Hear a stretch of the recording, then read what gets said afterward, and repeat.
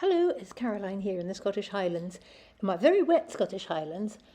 Just wanted to, there it is, raining again, raining again. Just wanted to take you on a sprint, an absolute sprint round my garden. This is my south-facing bed. It's sheltered from the westerly, so it's the perfect spot. And look at my Echinacea. Isn't that gorgeous?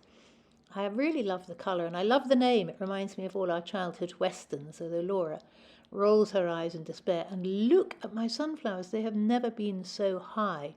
Loving this wet weather. They have collapsed a couple of times, but I've restaked them.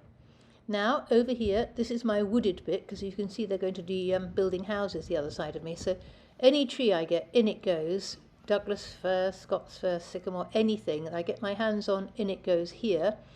And I wanted to show you particularly because they've all loved this wet weather. And just look at this.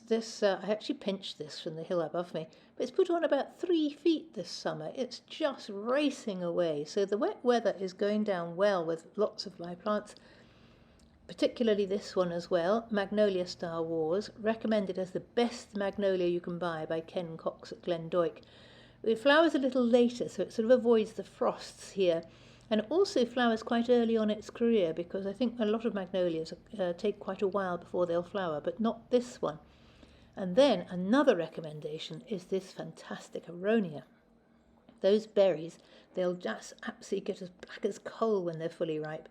And those leaves, they glow like rubies in the autumn, better than Echinaceea.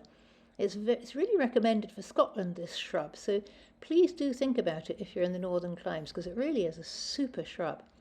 Now I'm going to race around the other side of the house. Here I've just made these beds in the spring actually. I wanted to grow some grasses that I could look out onto in the winter with their frosted seed heads. So this is a sort of grasses bed. And here I just show you this one, which was recommended by Louise as her gardener plant of the month. I'm really looking forward to seeing that one develop. And finally, my best buy this summer. It doesn't look much, does it? But this will look fantastic. South African daisy, I think they're called. But I am so looking forward to this one flowering next year. Anyway, that was my race through my garden on this very wet August day, one of many. I really enjoyed sharing it with you.